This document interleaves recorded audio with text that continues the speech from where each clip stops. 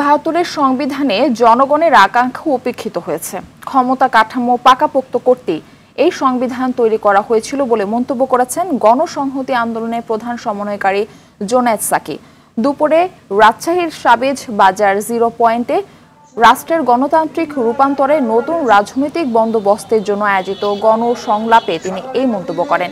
তিনি আরো বলেন, বৈষম্য দূর করতে এই রাষ্ট্রের সকল কর্তৃত্ববাদী আইন কানুন মেরামত করে অভ্যুত্থানের চেতনায় বাংলাদেশে একটি নতুন রাজনৈতিক ব্যবস্থা গড়ে তুলতে হবে।